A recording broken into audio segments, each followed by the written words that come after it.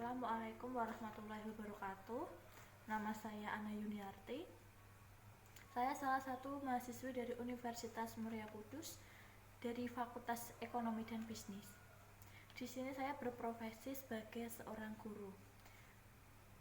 Guna melengkapi dan memenuhi ujian akhir semester mata kuliah Etika Profesi dan Bisnis. Nah, guru sendiri itu adalah pekerjaannya sangat mulia karena guru telah mendidik peserta didiknya dari yang tidak bisa membaca, menulis, berhitung sampai dengan bisa dan tanpa cuma-cuma. Dan bisa dibilang guru adalah pahlawan tanpa tanda jasa. Akan tetapi ada beberapa guru juga yang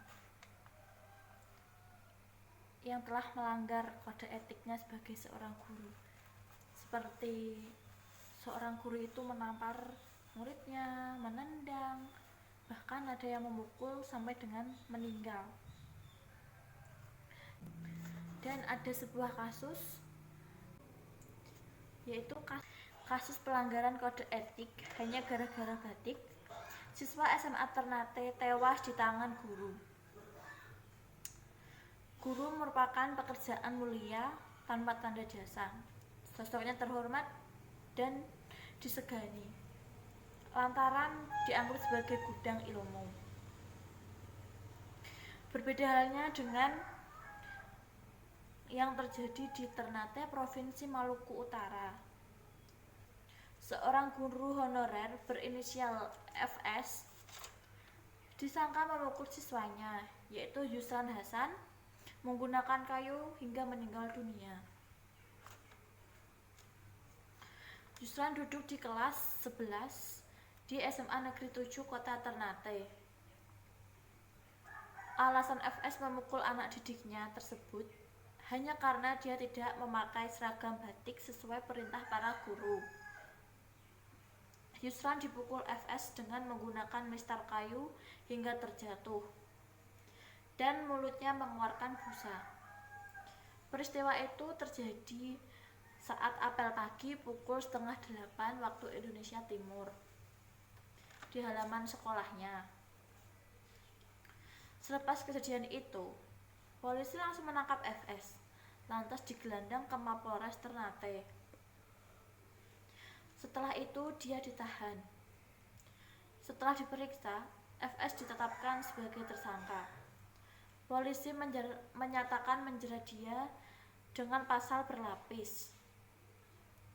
Kasubag Humas Polres Ternate Ibtu Siswanto mengatakan FS dijerat pasal 351 ayat ketiga tentang penganiayaan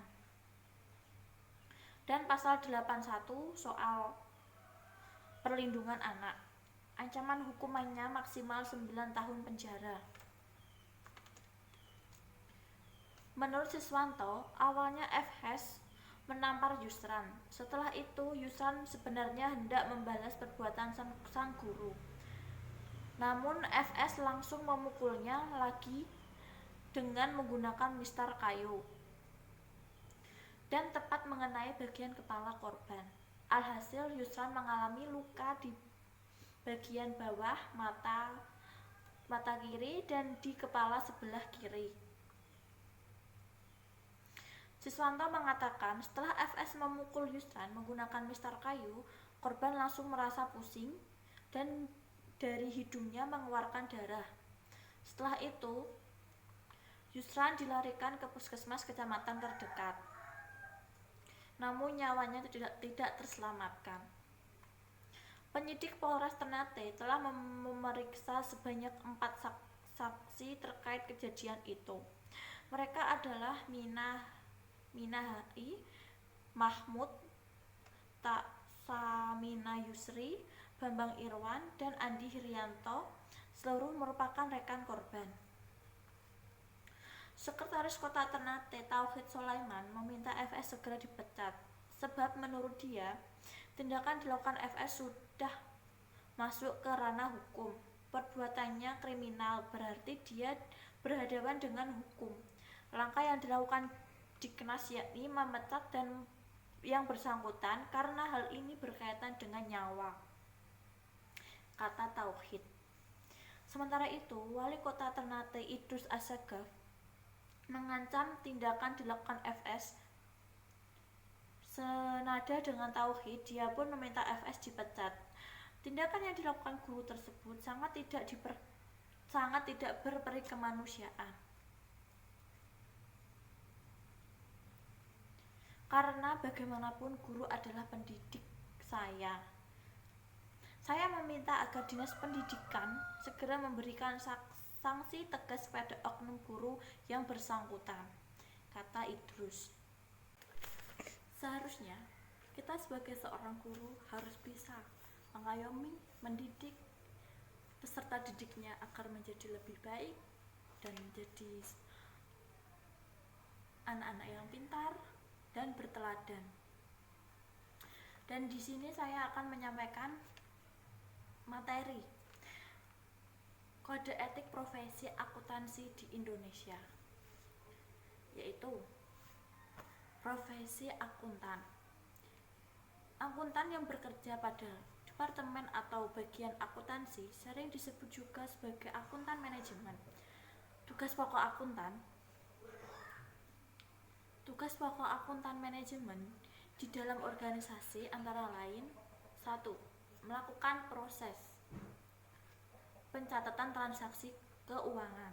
Kedua, memelihara catatan atas semua transaksi perusahaan. Ketiga, serta membuat laporan akuntansi secara periodik untuk disampaikan kepada manajemen organisasi. Dalam setiap organisasi dapat dibedakan 2 jenis laporan, yaitu 1. Laporan akuntansi keuangan atau lebih sering disingkat laporan keuangan saja. Kedua, laporan akuntan manajemen. Saat ini yang disebut sebagai akuntan adalah 1. Telah lulus dari pendidikan strata 1 program studi akuntansi. Kedua, telah memperoleh gelar profesi akuntan melalui pendidikan profesi akuntansi yang diselenggarakan oleh beberapa program perguruan tinggi. 3. Golongan pekerjaan akuntan, yaitu 1. Akuntan manajemen, akuntan yang bekerja pada departemen atau bagian akuntansi. Kedua, akuntan publik, melakukan pemeriksaan umum atas laporan keuangan perusahaan sebelum diterbitkan sebagai alat pertanggungjawaban, memberikan opini atas kewajaran laporan keuangan setelah melakukan prosedur audit. Ketiga, auditor internal. Auditor internal yaitu lingkup tugas departemen sangat luas, yaitu audit keuangan, audit manajemen, audit ketaatan, investasi khusus, dan audit sistem informasi. Sejalan dengan bertambahnya waktu, bertambahnya spesialisasi bidang-bidang pekerjaan yang dapat digeluti oleh para akuntan, maka terbentuklah sub-sub organisasi profesi antara lain, yaitu 1. Institut Akuntan Publik Indonesia. Kedua, Institut Akuntan Manajemen Indonesia. Ketiga, Institut Akuntan Sektor Publik. Keempat, Institut Akuntan Pendidik Indonesia. Adapun struktur etika Institut Akuntan Indonesia, yaitu A.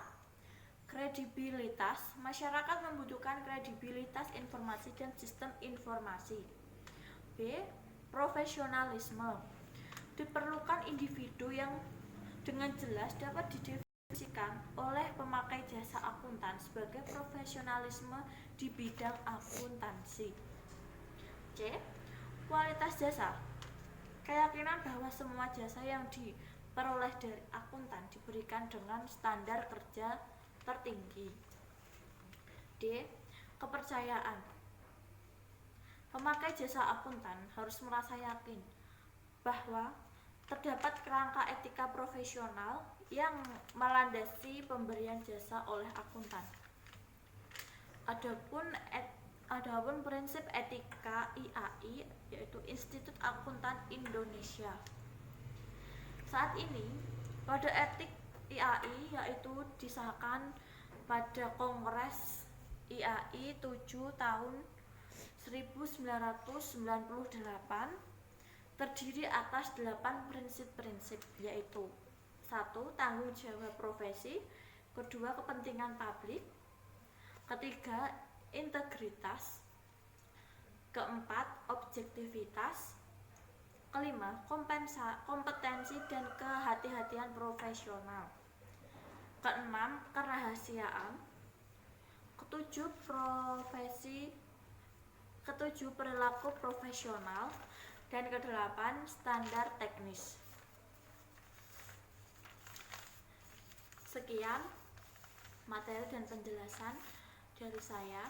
Apabila ada salah kata yang disengaja maupun tidak, harap dimaklumkan. Wassalamualaikum warahmatullahi wabarakatuh.